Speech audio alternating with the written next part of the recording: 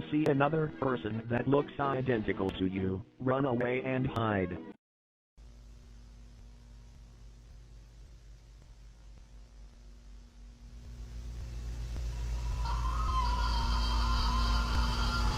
You see another person that looks identical to you, run away and hide.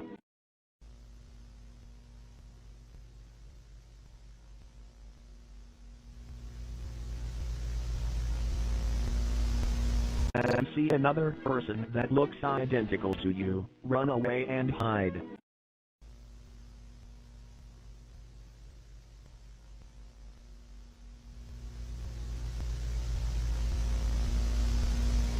I am a huge fan of creepypastas, and one of the creepiest and most interesting stories to read is the doppelganger story. The reason for that is because we all have an inherent fear of being replaced. We all also have a huge fear of having our identity stolen. This story template basically focuses on both of these, while also giving us a heavy dose of what the fuck is going on and why the hell is this creature here? Why does it look like this? Why does it look like me? And why does it have my face?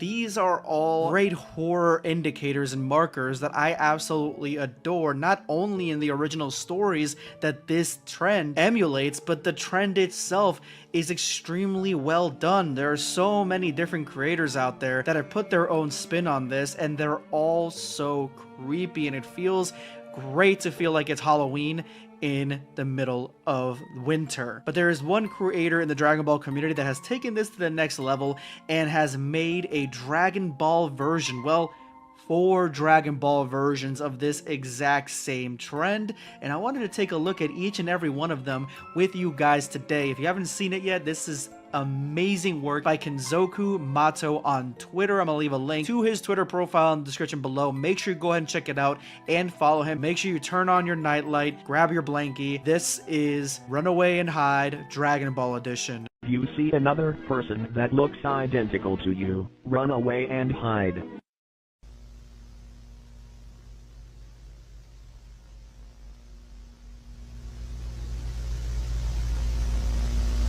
First of all, what the hell is Broly watching? I can't even imagine him watching TV, seeing as how he lives on planet Vampa and they don't have really any technology there. But the reason that this trend works so well, and this is how you know this guy is a Dragon Ball fan, huge Dragon Ball fan, that is the doppelganger is Broly, but not Broly. It is the DBZ Broly, but it just looks so much creepier because it is the DBZ Broly. It is like, I know you. You look similar to me, but you're not me at all. And actually, DBZ and DBS Broly are the same person, but they look far more different. Let's jump in the next one. You see another person that looks identical to you, run away and hide.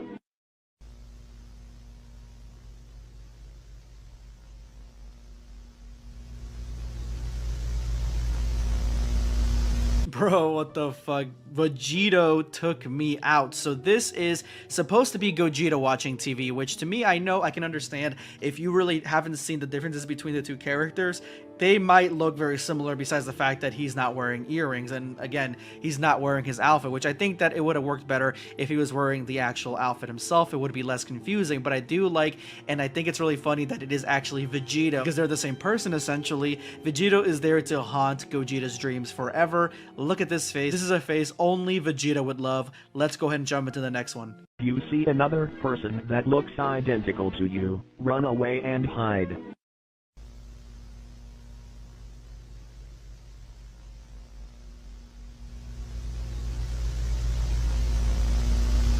Whew, okay.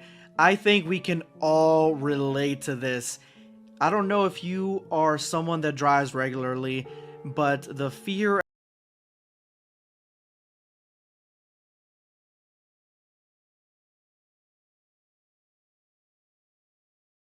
all the way up, it's something that is probably one of the creepiest things that could potentially be story material. This is actually a story that had happened a long time ago, not even a creepypasta. This was a urban legend with the hitchhiker that wanted to kill the person that was driving and was waiting for it, and at the same time, every time they tried to kill them while they were driving, a truck was behind the car and they were honking, putting on their high beams, scaring the shit out of the driver, but in reality they were trying to kind of fend off this murderer. So this is probably the creepiest one so far, because to me, I drive a lot and I think that it would be horrifying to have a doppelganger in the backseat of my car. I can only imagine looking through the rearview mirror and seeing myself sitting back there. Ooh, it gives me the chills. This one is last but not least. Let's go ahead and jump in. You see another person that looks identical to you. Run away and hide.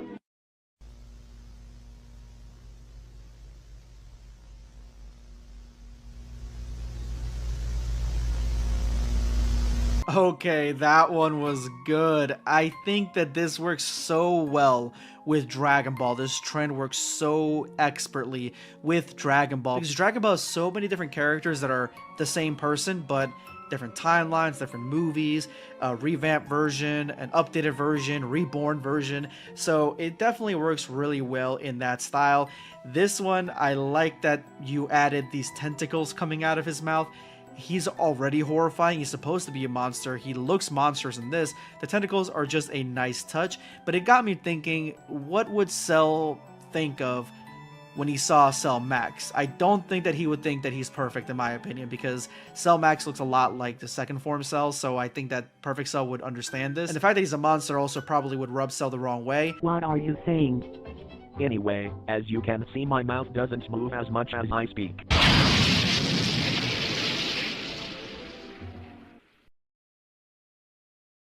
Am I not supposed to not being able to do that? You see another person that looks identical to you. Run away and hide.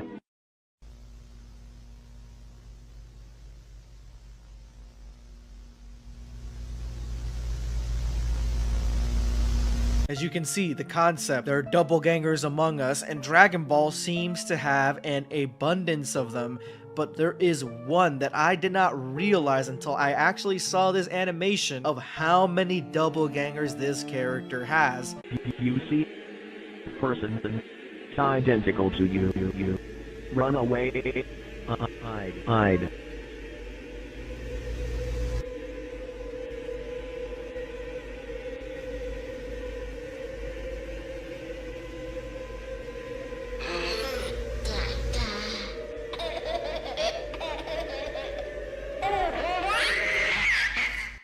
There are 7 versions of doppelgangers that are identical to Goku. And this isn't even the official count, more than likely. We are even ignoring some of the other ones like Gogeta that look very similar to Goku. We are ignoring them. This animation shows us how many different versions of this character there are. They've been feeding us different Goku lookalikes for decades now, and they thought that we would not notice. But you know what? I noticed. This animation shows us the complete horror show of all the different Goku variants. The way they look is only rivaled in horror when you see how many different versions of Goku there are. It just reminded me how when I play any Dragon Ball fighting game back in the day, Goku had the most amount of character skins available to anyone. Hopefully they're done giving us more Goku clones and they give us, I don't know, some Vegeta clones. Did I just give him fuel for a new video? No. Last time on True Dragon Ball Horror, Goku gets a surprise visit from each and every one of his doppelgangers, and being the main character of his series, and as Budokai Tenkaichi 3 fans will tell you, he has the most amount of doppelgangers, and unfortunately for Goku, they are trying to make it so he does not make it out of that room. Today, we have more to this story, because not only do we have several more doppelganger videos, fan animations by the awesome Kinzoku Mato, who creates this Dragon Ball horror, but we finally know where this is going. There's a story here that's all connected, and it's just awesome to finally see this as of the making of this video. I actually had to go ahead and re-edit this. They dropped another animation, so we got a brand new one fresh off the presses. That's going to be at the very end. Let's jump in to the first video. You see another person that looks identical to you, run away and hide.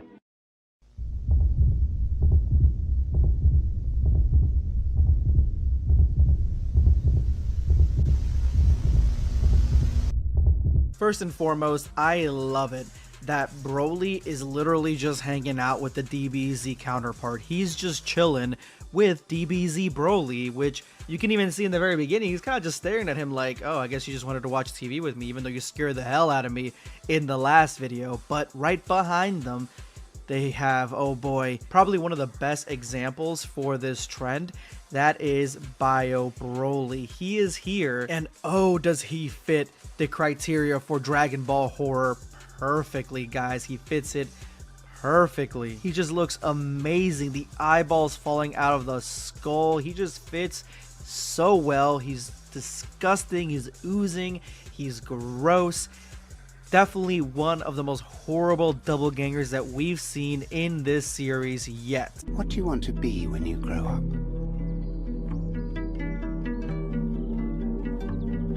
Kind.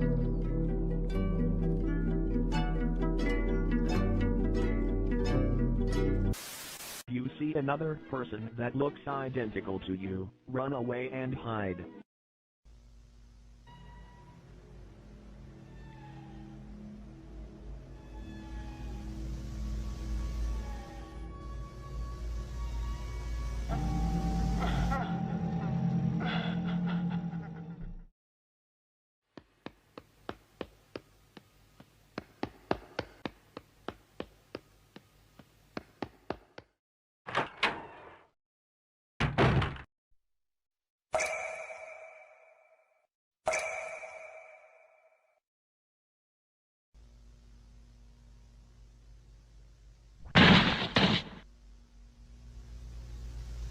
So Broly's gotta have like the chillest doppelgangers. Either that or none of them really want to attack each other or fight or do anything. They're all literally just chilling there. Even Bio Broly watching TV and hanging out. Then they hear Kale coming in, and I think that Kale's demonic design fits her perfectly. It is very, very succubus. It shows you that it doesn't have to be super grotesque and disgusting, that she actually looks extremely well done, extremely cute, and then when you least expect it, she turns into the fucking demon from hell. I love the design for it, but at the end, we get our first hint at an ongoing universe with this story. Goku survived the attack from all his doppelgangers. Of course Goku would. He's fucking Goku. He survived the attack just barely. As you can see, he's just bleeding all over the place. But it looks like Goku's going to be coming back again for this story. Beware the moon and stick to the road. Oops.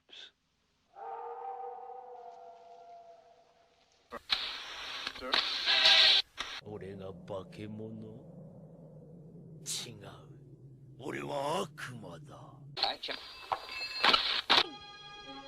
Let that child alone. You see another person that looks identical to you, run away and hide.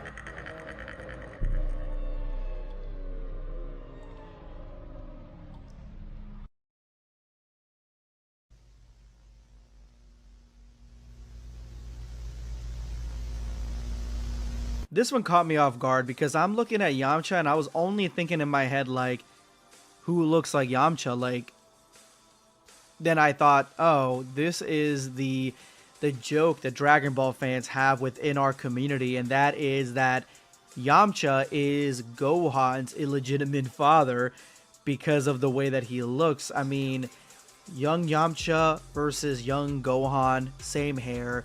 When they come older, they look exactly the same as well.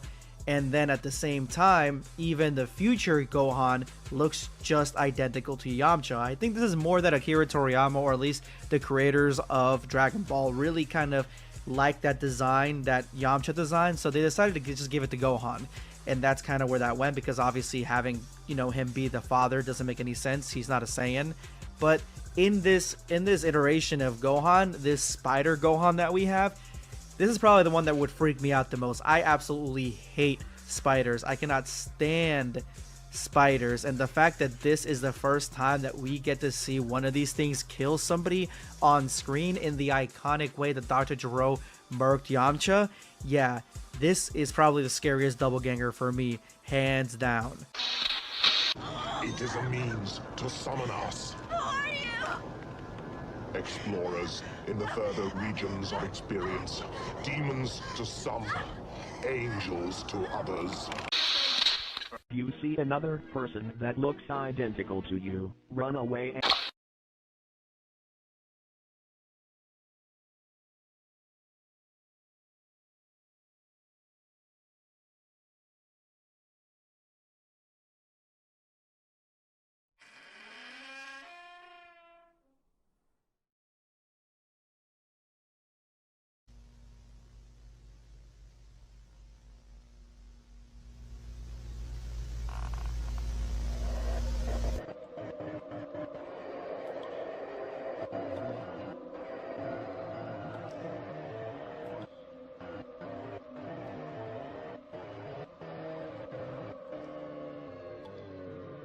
So for the longest time, I thought that Emperor Pelof and Garlic Jr. were the same species.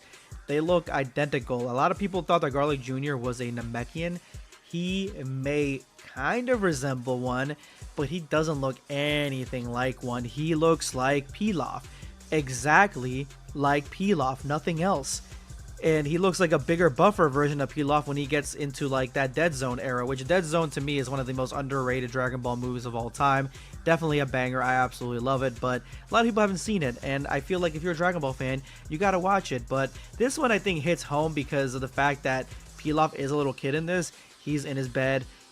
You see this creature kind of lurching over the bed, which is probably like the worst dream that anybody, or the worst nightmare that anybody can have at a young age, is something from underneath the bed going above your bed. And the time 333, that is the ghost hour, that is the witching hour, if you guys weren't aware of that. So I like it. Everything fits in this. You see another person that looks identical to you, run away and hide.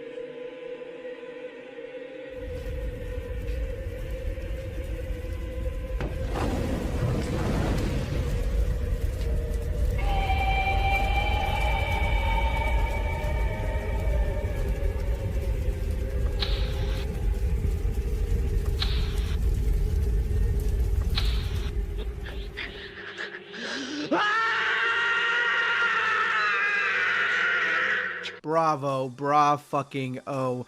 This, I knew Vegeta was going to have a really awesome one. Not only is he shaving, giving us a reference to Dragon Ball GT and him having a mustache, I did not expect to see the ooze version of Vegeta, the goo one, from that filler episode in Dragon Ball Super. I did not expect that to be in here. I do love Baby Vegeta. I've always been a huge fan of Baby Vegeta. I love his look. I love the way he operated, the way he talked, the way he was just so overconfident on everything. I loved it. Now Vegeta attacks him in Ultra Ego and then completely vanishes, and we're gonna have a little bit more information on that here in a minute. But after that, we do see that Vegeta is attacked by Baby Vegeta. Then he's confronted with King Vegeta and what I can only assume is Turles, Vegeta's little brother. with that going on, Vegeta is basically completely outnumbered, his house is destroyed, but then we get a connection to an earlier video. That's what I'm saying. There's a cinematic universe with this. This is an ongoing story with Bulma. Bulma was in the car when Marin showed up from the backseat and attacked her. We see here that the car exploded, Bulma died, but this creature, Marin creature, survived. She's all burned up, her hair's gone, but she attacks Vegeta as Vegeta leaves the area to go see the car, sees that Bulma's dead, he's in tears, and then this creature attacks him. So we see that this whole story with all these doppelgangers is connected, and we actually got a little bit of lore as to what the doppelgangers are doing. Kinzoku Mato gives us some added lore as to what the doppelgangers are doing when they come and attack our heroes. So here we have confirmation that Vegeta ended up escaping. He didn't win, he just escaped all the doppelgangers, including the Marin one. But the doppelgangers' main power, as they want to replace, act as a sponge. The more time they spend with you, the more time they can use your power, the less you can use yours. It goes fast and explains why Vegeta reversed, meaning why he lost Ultra Ego. But why can we see Vegeta flying? Going far enough away from them helps you use your ki a little, not enough to be strong in anything though, and voila. It's mainly here for the plot. It helps the storytelling and gives me more flexibility, which I mean, I get it. If he flies around, I mean, that's probably takes a very minimal ki, but Ultra Ego probably takes a massive amount, which makes a lot of sense. Plus, I like that Vegeta was the first one to really jump into Ultra Ego, and he went into one of his super powered forms to attack baby Vegeta on sight.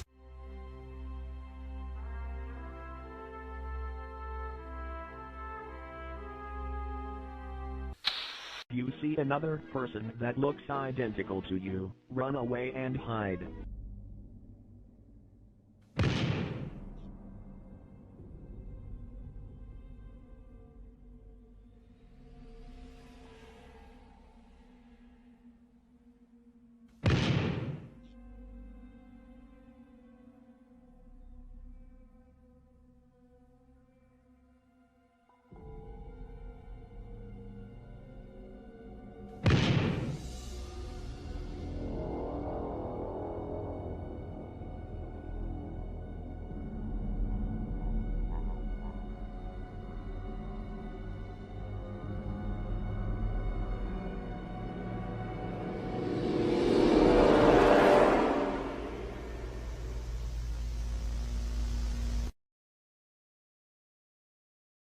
So this one's more of a what if kind of one, because one character in here is not, and it's even explained that it's not a character that we've seen in Dragon Ball, and that is Cooler. Second form Cooler is the one right after second form Frieza. So we see King Cold, which I'm assuming now is just King Cold in second form because he looks identical to the other two. We see second form Frieza, obviously. Then we see second form Cooler, which we've never seen before, and it took me a little back. I'm like, who the fuck is this guy? This is more of a what if one. And then the last one is a third form Frost, which is one we did see in Dragon Ball Super. Overall, I don't mind the inclusion of Cooler in this. If we got more what if characters, that'd be kind of cool. I feel like there's so much more, there's so much breathing room with this concept or different types of stories that can be told in this space. It's something that I'm looking forward to watching every single week.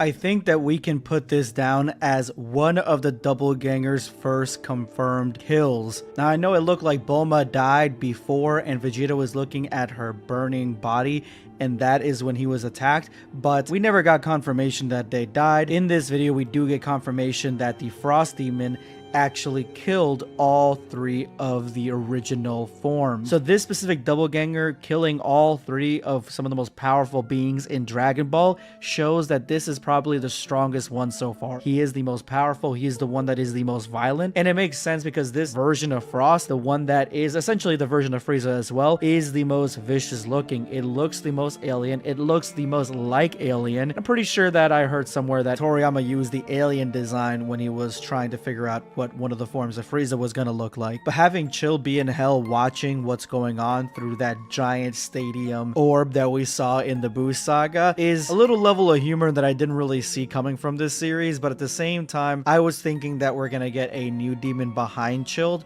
I just don't know how many more of the Frieza designs they can actually use and any other Frieza doppelgangers that are actually still out there. So we can see the exact size of this thing. The creator of this series actually created files for each doppelganger. We only have 3 so far, but look at this thing. This Frost Demon is way bigger than originally thought. He is huge. The size of his arms alone could easily grasp onto Frieza here. He is deadly. His tail is sharp. He looks far scarier than the aliens that Frieza was originally designed out of. It even says here H.R. Geiger's alien. But we don't get much information on this doppelganger besides what he looks like, because in the video we really don't get a chance to actually see his entire size. In a more impressive show of size, we get to see what Cell Max's doppelganger looks like, and this one looks far closer to that Frost doppelganger in its bestial nature. Even its shoes, like the original Cell Max's Tims, are completely gone, and you can see that he absolutely dwarfs Cell. Now, we don't know what happened to Cell, but I'm pretty sure that Cell Max is still out there, and I'm going to show you why in just a second. The last doppelganger file that I have to show you is of Vegeta, and we get to see just one of the original doppelgangers, not very grotesque. His face looks a little deformed. That's basically it. But here's one interesting file detail that I caught, and that is that his name is David. Now, why would his name be David when we all know this is supposed to be Vegeta, Gogeta's doppelganger? Well, a few videos ago when I was covering this, I actually showed you an animation of a Vegeta in like a creepy old-timey limited animation type of video where he's kind of explaining a little bit of what's going on, but then stops halfway because the background behind him explodes, showing a grim landscape. But in this video, what we get to see is that he actually calls himself and refers to himself as David. And now we got a fully fledged long video showcasing exactly what the in-universe explanation is for all this, coming from the creator of this animation and these creatures himself. Is it recording? Yeah. Why are you whispering? Because I am not supposed to speak. Oh, okay. Hello, my name is David. Are you sure that David fits me that well? It doesn't matter, it's for the video. Meh. Today's recording is about explaining the situation around all of this. How could we call it? In Zotomato's Dragon Ball, the others, body snatchers, skinwalkers, doppelgangers, the substitutors, the alternators. What are you saying? Anyway, as you can see, my mouth doesn't move as much as I speak. My dad said it was because I'm a wonderful ventriloquist. I personally think it's because of an incredibly lazy animation process. Hahaha. In advance, sorry for my English. I mean, look at me. Do I have the face of an English-speaking person to you? Absolutely not. And honestly, I'm doing pretty well for someone with a mouth wide open. Just get to the point. They are waiting. Okay, calm down. I'm gonna explain to you the overall context, rules, and apparently upcoming projects. As you saw it, it's about putting Dragon Ball characters in disturbing to many, horrifying to others, and boring to some situations. Them facing visually alternative versions of who they are and not exact copies. It was inspired by a reel found on Instagram, which was itself inspired by the Mandela catalog, both in the description. That said, now, the rules. Rule number 1.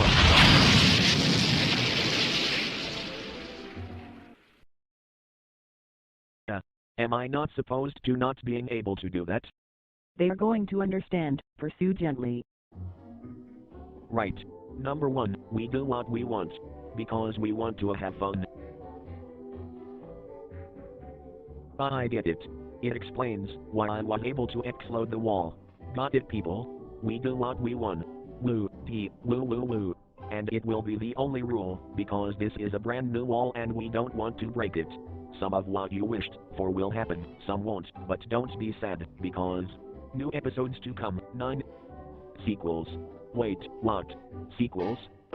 So now we know a little bit more about what these creatures are supposed to be doing, what they're meant to be doing, and what the story behind this fan animation actually is, or all these parts to it. Now Kenzo Kumato has come out with a sneak peek, a little leak into what he's working with next, and that is Cellquel, or a sequel basically.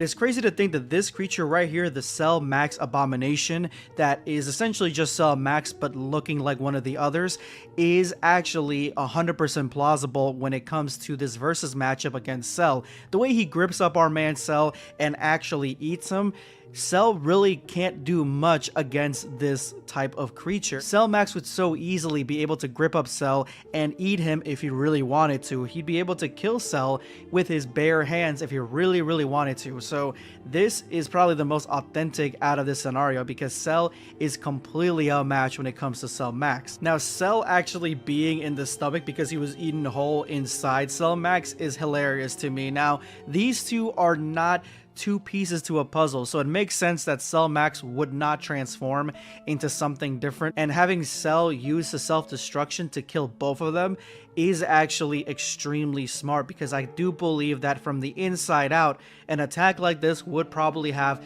a really heavy effect on Cell Max. It probably burn his insides and really just burn him up and possibly kill him like that. I think that is plausible in and of itself with how strong this blast is. I mean, it killed King Kai and his planet for God's sake without any repercussions whatsoever. To use this just to come back again and become stronger, because he does become stronger, he had to destroy himself inside Cell Max.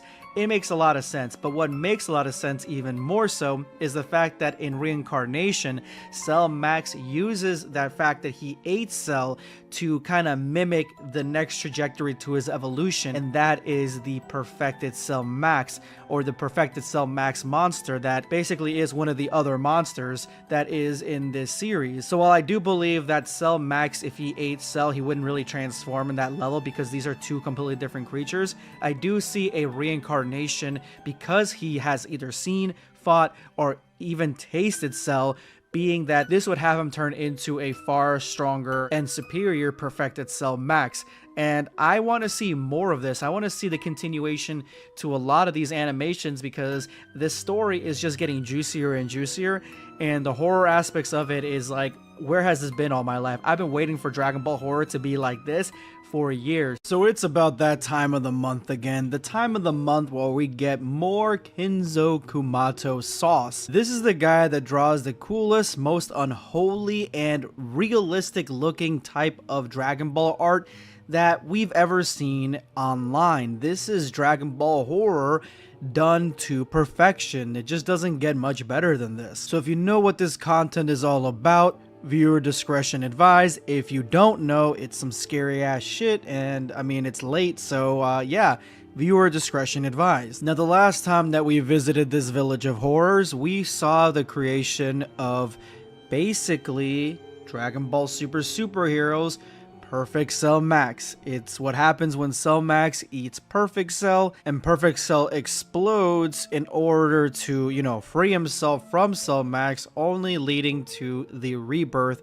of a even stranger and darker type of Cell Max, a more predatory Cell Max. And we even got some new artwork. He looks just as horrific as I would have imagined. He even has the added bonus that the middle of his chest is covered in teeth, and it's not a hole to eat from. It shoots ki blasts. I guarantee you these are Beast Gohan level ki blasts that are coming out of this thing. So this is a formidable foe, but I wouldn't waste your time with more of this sauce without actually having a new animation to go with it. And today we have 2 new animations from Kinzo Kumaro, growing Dragon Ball horror even further.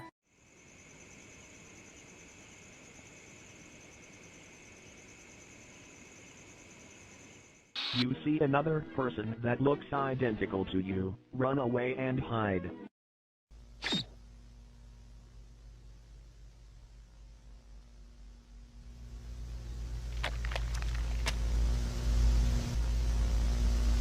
The setup for this is just genius. We get DBS Super 17, and he's doing what he's doing, playing with the cute little animals, just enjoying his day-to-day, when he is interrupted by Hell Ranger is what it's called. Now this is the Android 17 that was in Dragon Ball GT in that one season where there were several Android 17s, which is a really interesting character to take and make it into a doppelganger, because there are other 17 variants that we've seen before.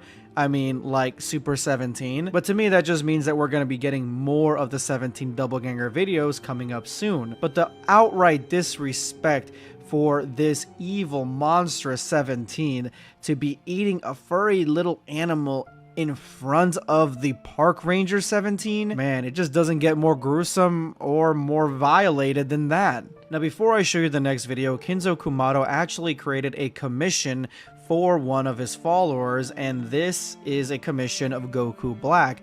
Now, of course, Goku Black is my favorite Dragon Ball character, and so I was eager to see what kind of twisted, demented horror Kinzo Kumaro was going to make out of him, and he does not disappoint, to the point where I can't wait to see this guy in an animation, because look at him.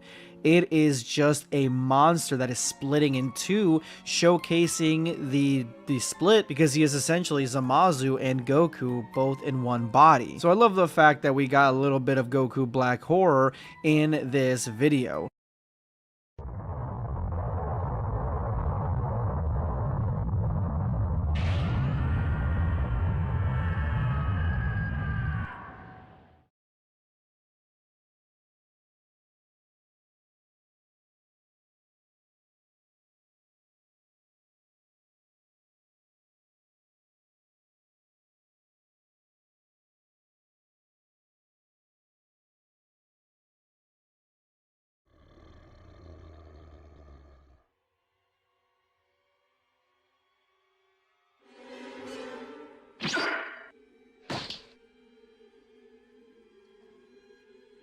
I am you.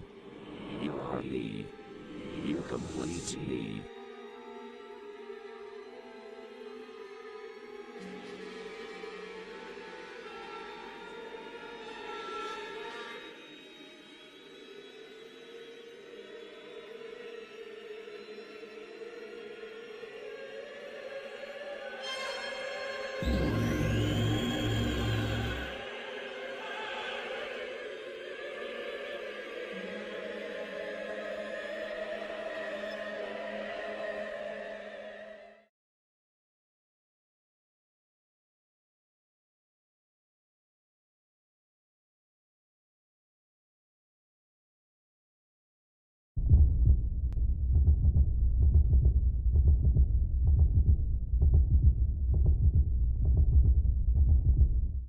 So there's an entire mini story here and a lot to unpack with this animation. I'm gonna go ahead and do my best, but it seems like we are seeing or witnessing the locking of Garlic Jr.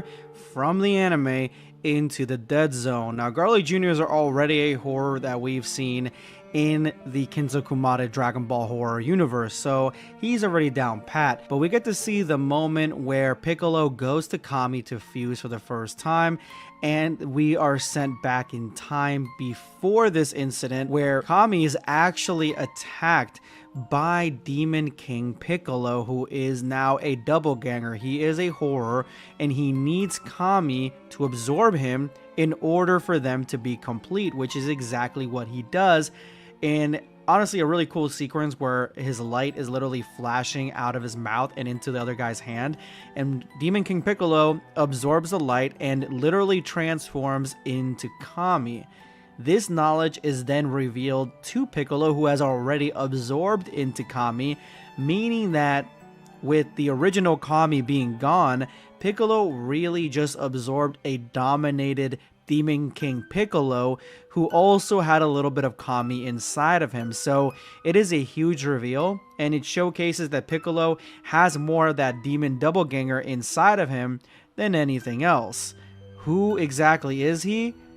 We don't know, because this is meant to be a twist. After a month of silence, Kinzo Kumato has finally come out with a brand new Dragon Ball horror episode to his Dragon Ball Horror Anthology series, or Dragon Ball Horror Cinematic Universe, or DBHCU, how I've been calling it. This is a series of Dragon Ball videos that are entirely horror, started by the doppelganger trend that happened a few months back, but it's morphed into its own universe. So make sure you check out Kinzo Kumato's Twitter account. I'm going to leave a link to it in the description below. That's where all the sauce is coming from, guys. He is doing the Lord's work by creating Dragon Ball horror, which is a genre that, you know, he's the only one in. So yeah, this is a very unique video. But after our diligent waiting from the cliffhanger that happened before, we finally get the newest part to the story, and it is called A Beautiful Family Part 1.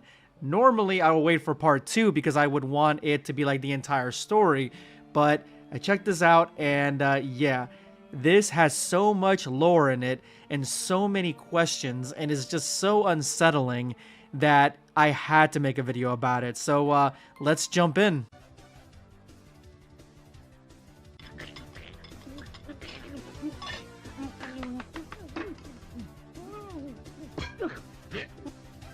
You see another person that looks identical to you, run away and hide.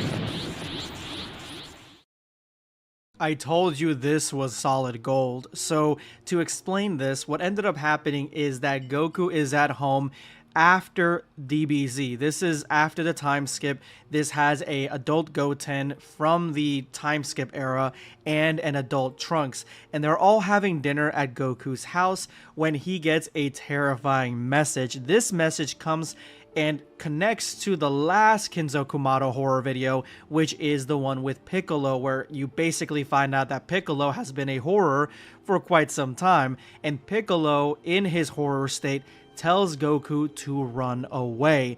And Goku quite literally takes this as drastically as possible and ends up using the instant transmission, stopping everybody from eating, grabs everybody, and transports them back. I think this is either Gohan's house or Capsule Corp. I'm not exactly sure, but he is going on a mission to find out what the hell is going on. And this teases up right toward another reveal that this is Prime Goku. Goku, as we've seen him before in other of the Dragon Ball horror anthology series, that Goku seems to be another type of Goku that has gotten doppelgangers on him, and this Goku is the one, the prime one. This is the one that is the main catalyst for the story, and now he's realizing there's other Gokus out there. And I'm just saying that because this Goku has no idea that there's other Gokus like him, while the other Goku not only knows that there's other Gokus like him, like Bardock or Goten or all his other doppelgangers, but he kind of knows what's going on already. So either this is just a part of the anthology series or this is part of the cinematic series. I don't really know 100% yet. But once Goku leaves, this is where it gets crazy because someone touches Goten's shoulder and it is Gine, but not the Gine from DBS Broly. This is a decrepit doppelganger, a horrible monster that only wants to do the worst to Goten. And I think the reason that this is Goten's doppelganger is because of the hair. They got like literally the exact same haircut, and even it's shown right here. So being the mama bear that she is, Chi-Chi actually smacks the jaw off of Gine and completely dismantles her, so she really can't bite or chew on Goten, catching him off guard. And she's gonna showcasing that like beast Gohan power, like the little red eye right there, you know what I'm saying? Like she is not here to let anybody hurt any of her babies. And then Trunks, which I think is honestly one of the coolest aspects, he is the one that turns Super Saiyan and destroys Gine. And I honestly fully believe this power scaling here because Gine, even if she was a doppelganger, she wasn't very strong to begin with. She was not a warrior, and so Chi-Chi smacking the jaw off of her makes sense because Chi-Chi is a martial artist, and at the same time a Super Saiyan Trunks could easily destroy her as well. But we get so many different levels of storytelling and just connection to the wider DBHCU that I needed to talk about this episode because it just gives us another take on exactly what's going on and connects us even to the last episode of Piccolo.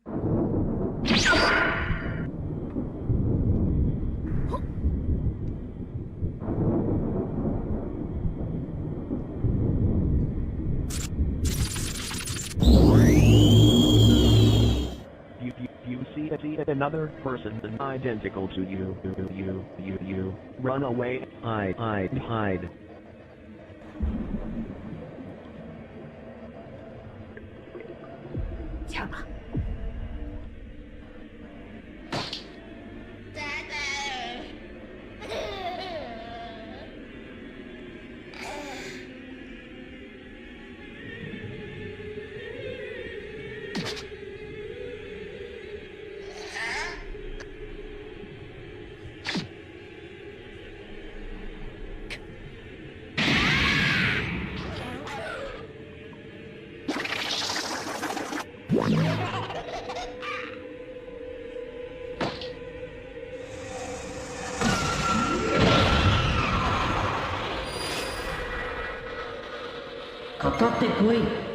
So after Goku left his family to go and see exactly why he's feeling other beings that have his ki, but in a malicious way, he ends up instant transmissioning to this field, and as soon as he gets there, it's almost like a dark void wraps itself around his location. Like, this is the only way that the doppelgangers actually end up traversing from their world into the Dragon Ball world. So this is something we didn't actually get to see because the doppelgangers seem to just kind of pop up, and that whole run away and hide thing, yeah, that's the entire point of this type of animation. But now we get to see exactly where they're coming from, and the entire environment changes with their presence. Each doppelganger is more gruesome than the last, but in this scene, contradictory to the original one, we see that Goku, when he looks at Bardock, he remembers his own father. So he remembers in a faint memory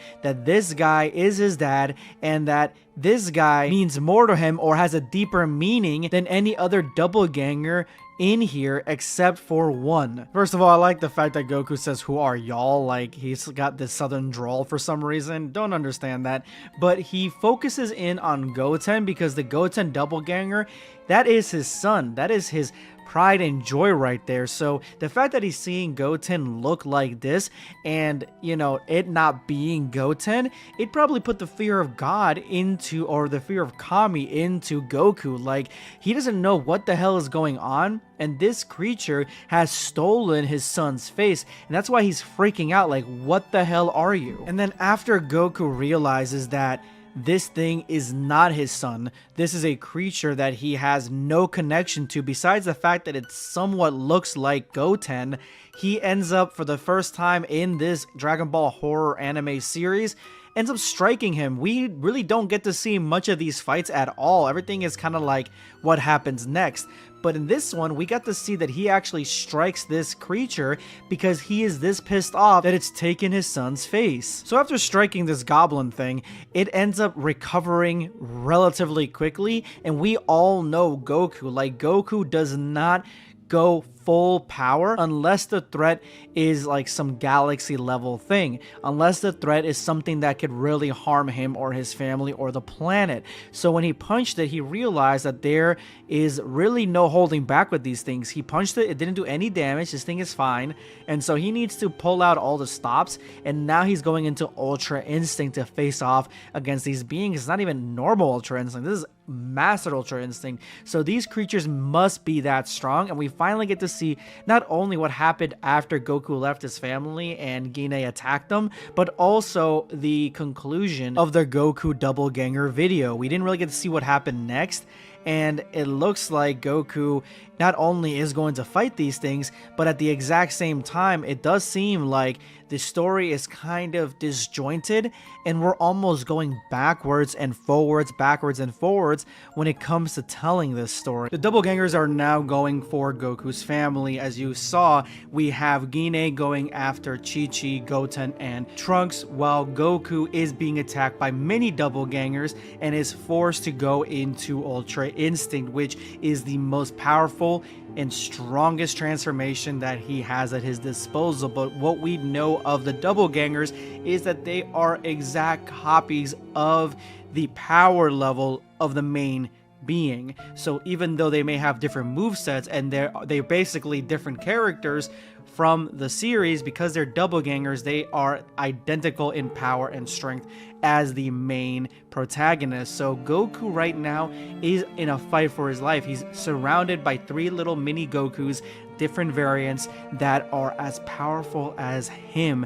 How is he going to deal with this level of strength, and can he pull off a W, or will he end up exactly like Vegeta did?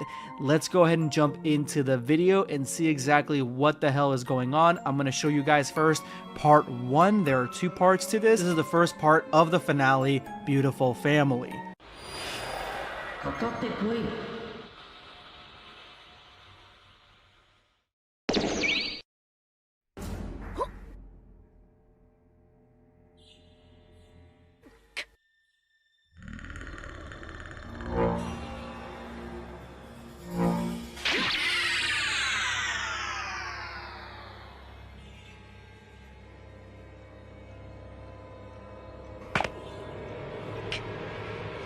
Okay, so that was one ability that was demonstrated earlier in one of the early doppelganger videos, and that is that they can turn off their counterparts' transformations. So that's exactly what just happened. The doppelganger Turles came in and he turned off Ultra Instinct, because obviously Ultra Instinct is going to be so much stronger, at least in ability. Even though they're around the same level of strength, their ability of Ultra Instinct is going to be so much better. So he turned it off in order to connect with an attack against Goku. As you guys saw, he basically slashed right across his chest, which is really brutal for an attack. It actually is really smart that he did something like this, because he turned off the one thing that would have prevented this attack connecting, and that is Ultra Instinct, instantaneous dodging. Let's look at the Turles doppelganger just for a second.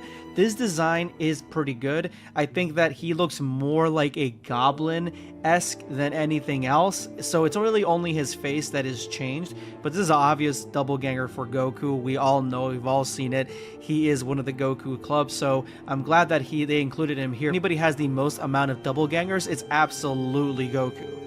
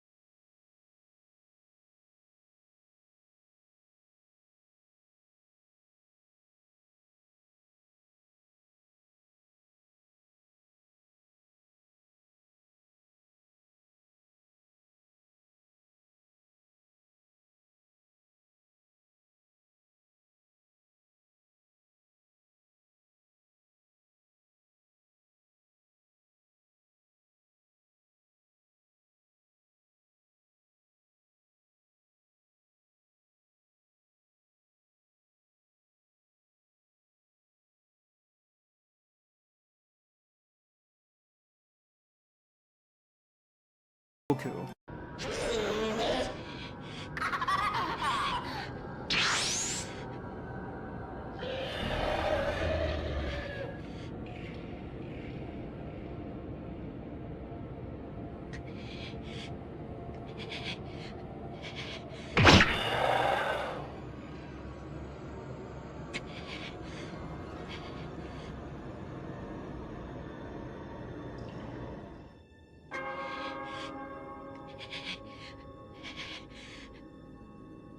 So I didn't actually see this coming. Just to stop it here for a second, that Goku ended up getting his ass whooped by the little Gokus so badly that Goten actually felt bad for him. He's like, you know what? I'll let you fight somebody your own size, but I didn't expect who would be the one that would come as a doppelganger. And the Goku that we have here is obviously Dragon Ball Z, maybe Boost Saga Goku, or maybe even Dragon Ball Super Goku, since we do have everybody else being much older in the Goku family. So yeah, he's probably Dragon Ball Super Goku. So Kinzo Kumato brings out the one doppelganger that is not really a doppelganger, but a version of Goku in his past life.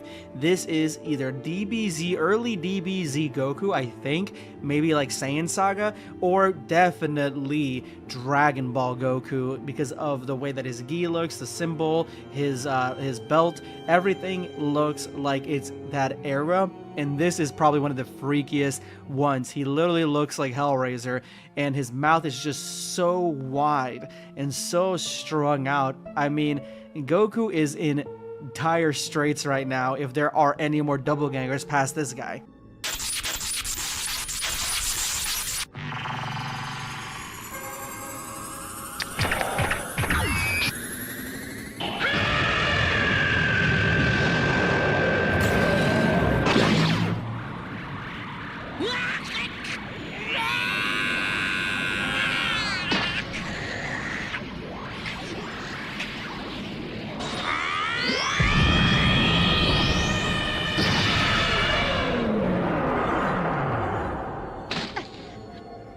Look at his arms. Some of the teeth are still in there. That's disgusting. I cannot.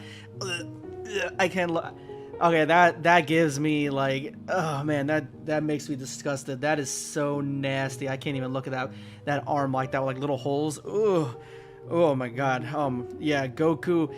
He did not learn anything from him getting his ass whooped in the beginning of this animation, because he's still using ki attacks and ki abilities against a being that can turn off his ki attacks and ki abilities. Now, he didn't do it this time. He actually ended up biting the ki blast only for him to get destroyed by it. So Goku actually has managed to kill one doppelganger in this entire video series, because it's been a very, very long video series and they really don't kill the doppelgangers a lot. Sometimes you make friends with the doppelgangers, you don't even kill them, and Goku's the first here to kill one of his own doppelgangers. It's a W for Goku, 110%.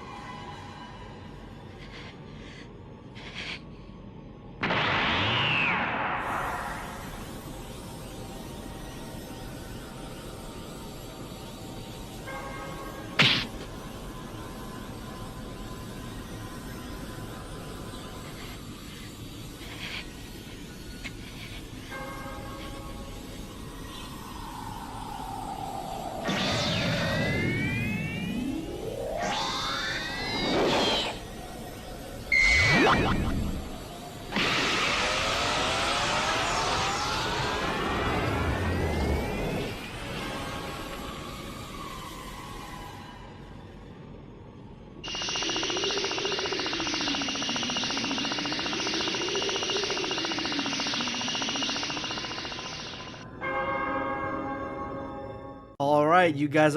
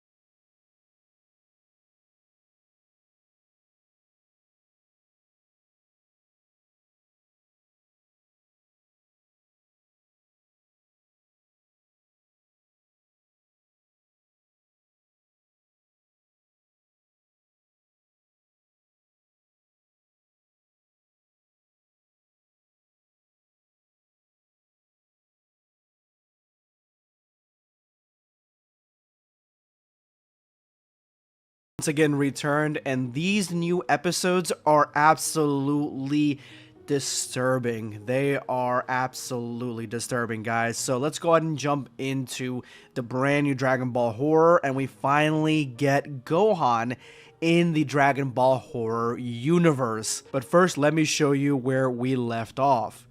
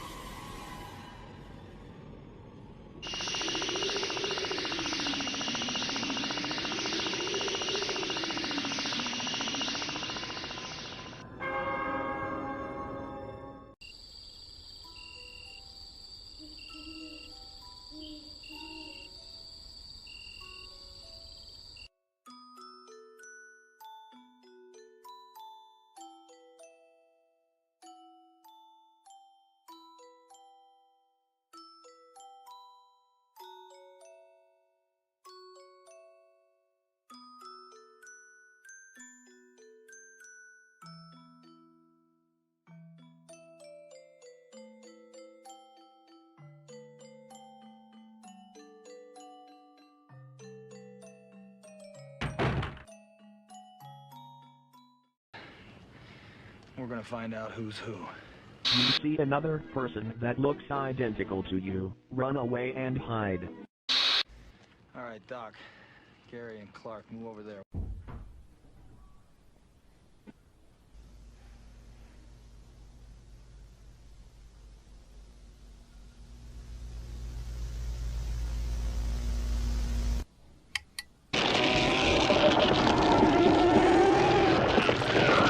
Okay, that one was disturbing because not only does it finally get to the core of what a lot of us parents fear, which is something like that, a monster scaring our children, but it gives us an insight into what makes these doppelgangers come alive, and it's just so simple. It's the broadcast. The broadcast doesn't seem to be giving away information and giving us news, basically like, oh, if you see somebody else, you know, run away and hide kind of thing. No, it looks like the broadcast since the beginning is what is creating these doppelgangers. At least that's the way that it seems like in this, because nothing was happening up until the broadcast dropped. Norris,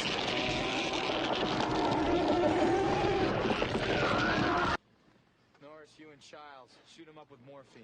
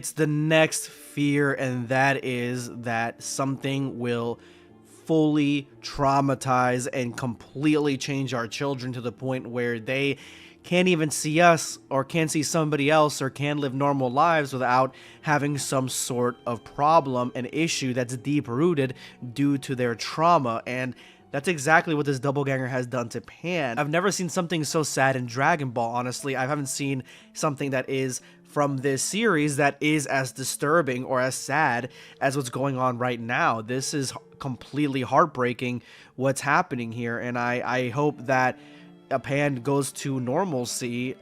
With this part of the episode, I liked how Gohan kind of, as soon as he heard her scream, he like had those red eyes like he's about to go into beast mode.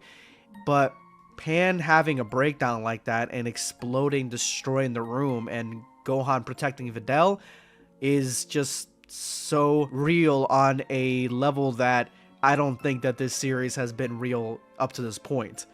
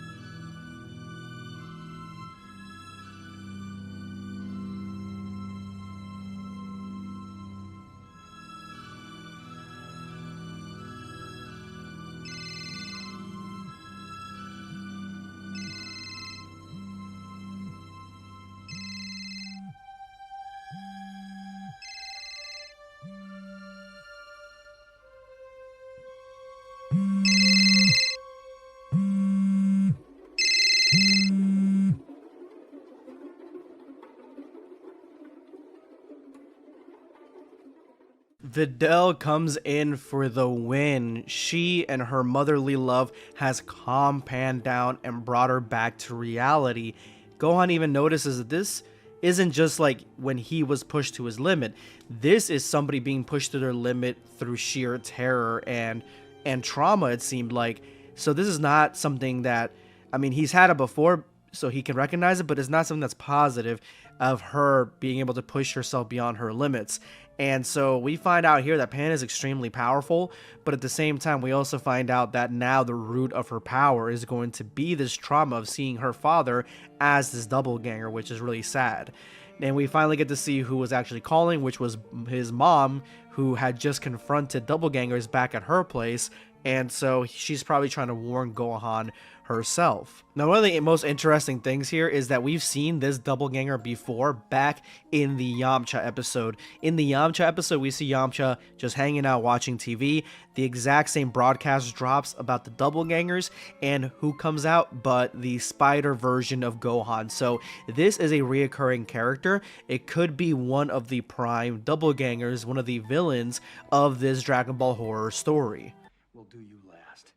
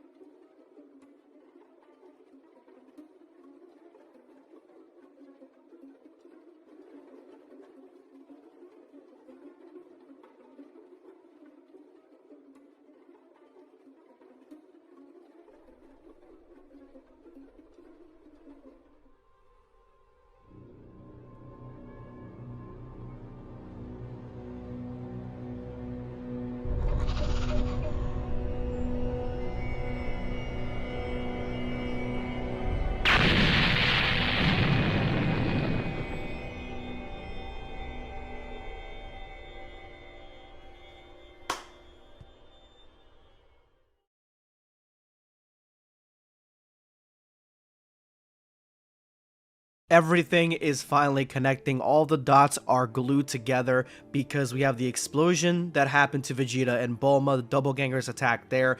We have the doppelgangers attacking Goku, Chi-Chi, Goten, and Trunks.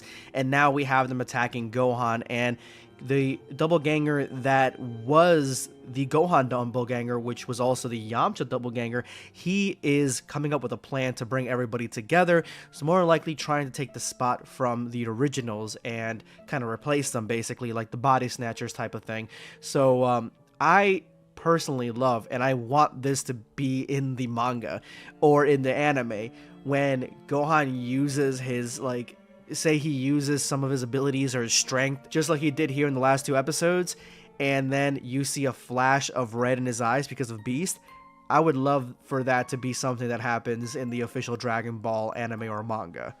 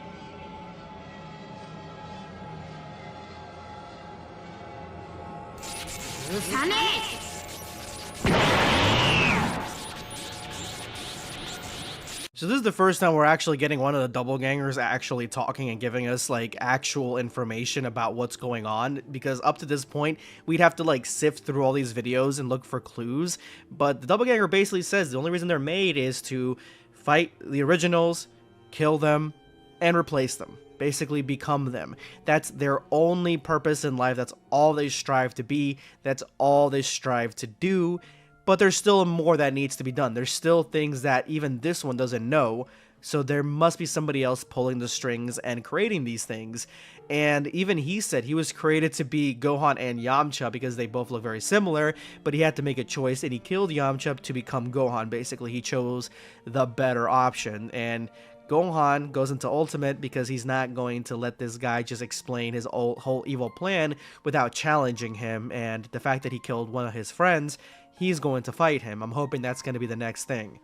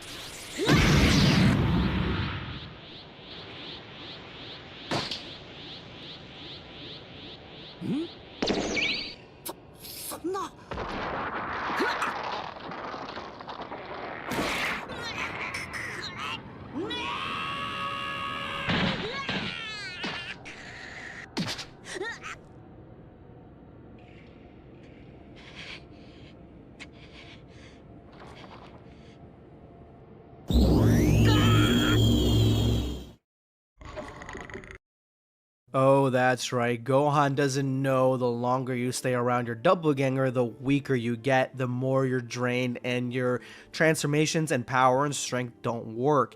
That's how that works. But we found out something brand new about the doppelgangers here, and that is that they can absorb almost like the life essence of their victims and become less monstrous and more like, you know, they're trying to replace somebody. Basically what happened to this guy, and his face slightly transformed to be less hideous.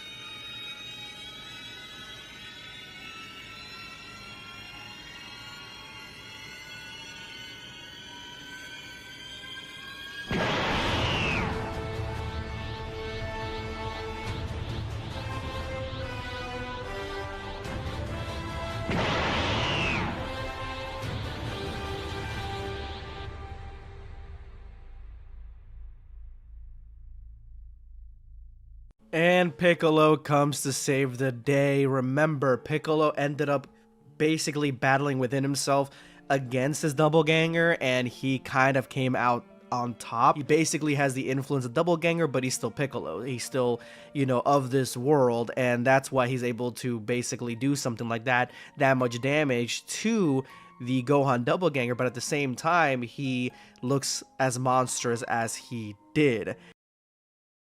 許さねえ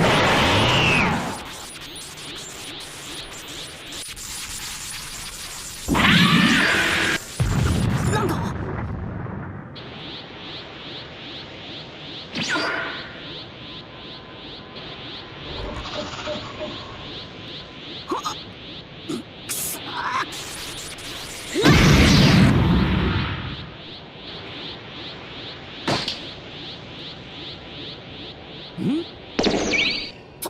そんな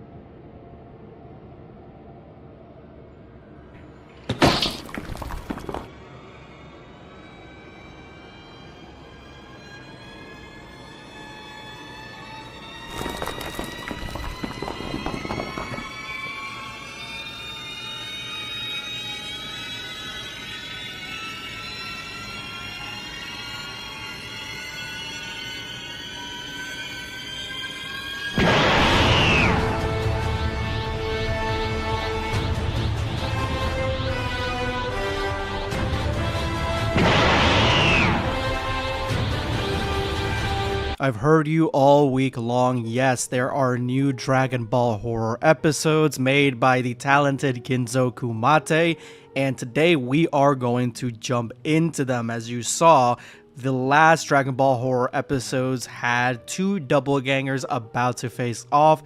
The Piccolo doppelganger was going to fight and defend regular Gohan against his doppelganger, and we finally know the truth about the entire doppelganger situation and them trying to replace their originals at any cost.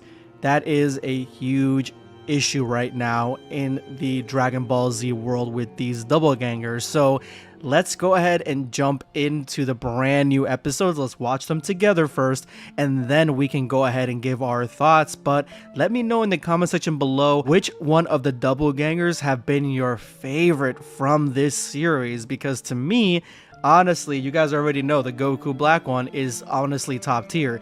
But I know everybody has their preferences, and there have been a lot of really cool doppelgangers in this series. And just a huge shout out to the OG crew, Black Squad, the ones who are here day in and day out, liking and commenting. I see you guys, and it's because of you guys that we are going to reach the 500k mortal plan. If you want to be part of this dream, hit that subscribe button, turn on notifications. Let's go ahead and jump in.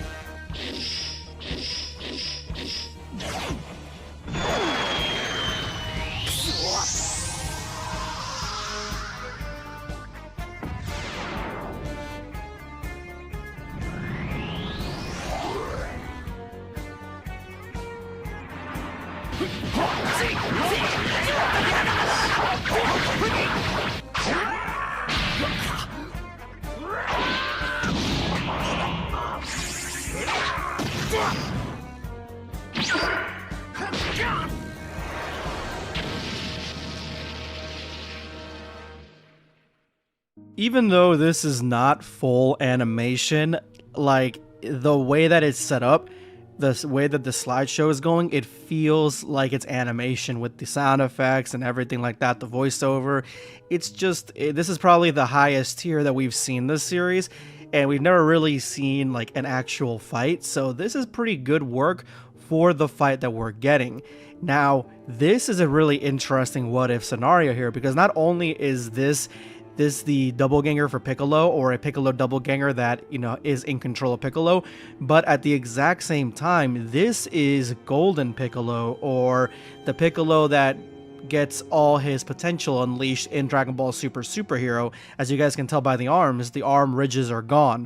So that is that Piccolo versus what I can only assume would be Mystic Gohan, which honestly is a very interesting fight. It's a really well crafted scenario, because I never would have thought of these two fighting like that. And in this scenario, yeah, Gohan's a little bit different, but it's still a pretty cool concept, and I'm actually curious who you think would win in that fight. Now, in this fight, we have Gohan with the upper hand based on the way that what kind of creature he is. He's a giant spider, basically, so he has a lot of hacks abilities because he's a giant spider that, you know, Piccolo just isn't really ready for. Piccolo doesn't really even have anything that separates him from normal Piccolo that much, so he's almost at a disadvantage in this fight.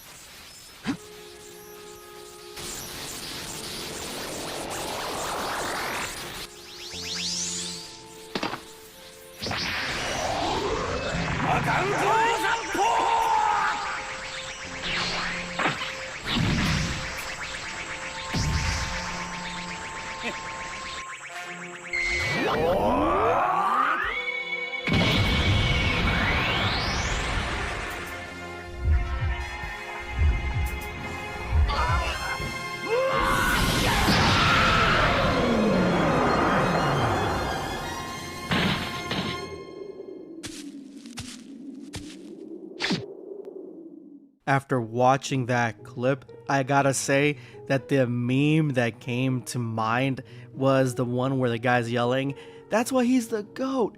The GOAT!" Because this is peak Piccolo right here with his strategy, his tactics. Piccolo's always been like that, and this doppelganger Piccolo is the exact same way by tricking Gohan, or Spider Gohan, doppelganger Gohan, into attacking, coming at him because he knew that he wouldn't let him charge up the special beam cannon, and then hitting him with just a beam from the mouth at devastating range. Like, this is point blank range. This is like a shotgun to the face. So I don't know if Gohan, or how good he is after that kind of attack, because it is something that is going to catch him a little bit off guard, and he was a little bit worried after realizing that he was caught in Piccolo's trap.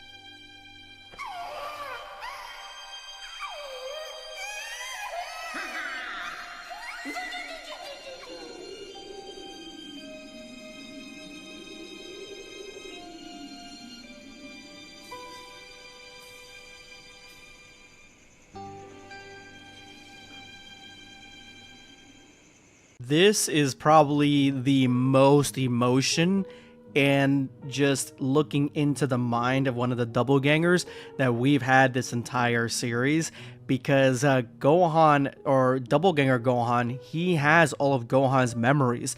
He knows all about him, and now it does look like that blast at point blank range really did some serious damage to not only his face, his leg, everything. Like, he's just completely decimated, and it just goes to show, it doesn't really matter, not all the time anyway, but it doesn't matter how strong somebody is as long as you have a good strategy on how to defeat them. And more often than not, that's what wins battles, that's what wins wars, is strategy. And I'm glad that Piccolo's strategy came in clutch, and Piccolo protecting them all at this point because he's the only one really that can. I like this. It kind of lives up to what DBS Superhero was talking about, with Piccolo being the main character at that point, and then just the ending here, the fight between Piccolo and Gohan, it feels good because that's where we're at in Dragon Ball Super's manga and the anime. Gohan and Piccolo front and center. So this just feels like it fits nicely along the timeline of everything.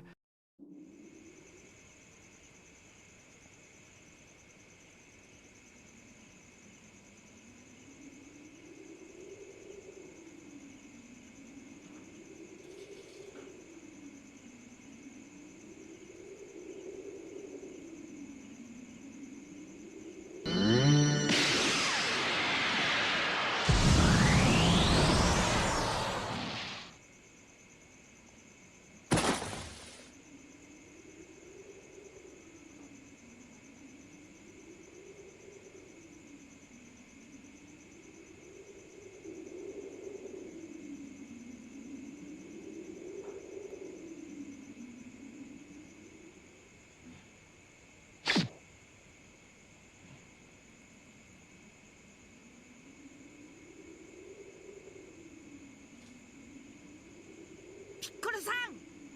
Oh! Gah! バカな!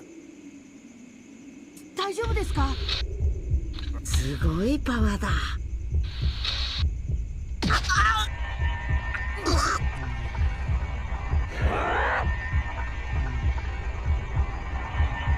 すみません。ご飯すまん。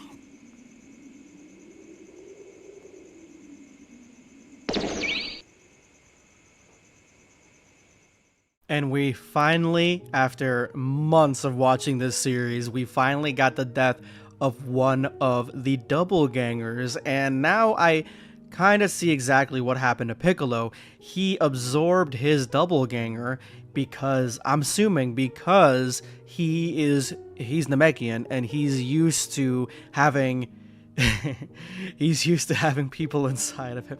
He's used to having, Kami and Nail, and so that sort of absorption, it comes naturally to Piccolo. So what it seems like, he absorbed the doppelganger. They're now kind of working in unison, or at least Piccolo's side is controlling the majority of him, controlling that doppelganger, and just controlling the scenario of everything.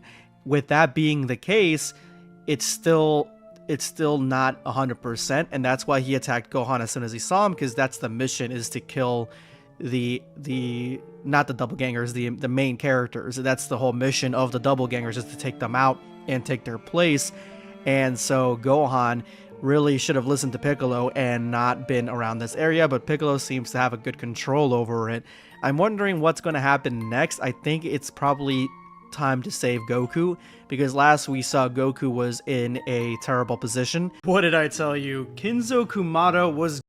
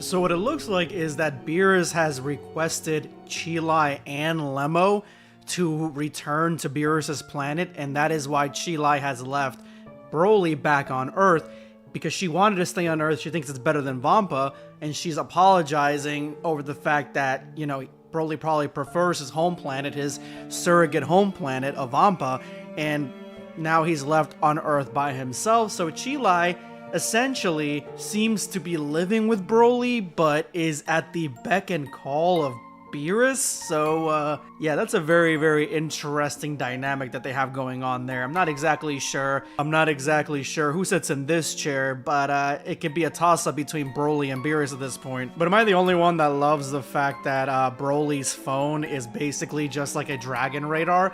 I would imagine this is how they have cell phones, at least the more advanced ones. I know we saw Piccolo with this, but I like to think that he just has that because it's a simpler phone, and this is the type of Android phone / smartphone the rest of the planet is actually using.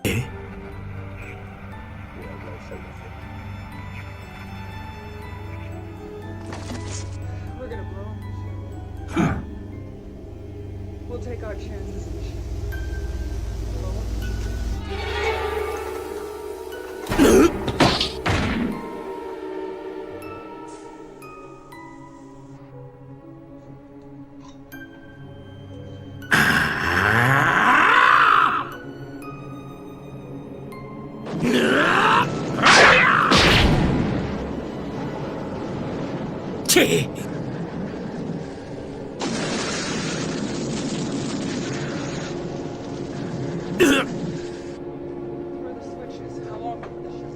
All right, before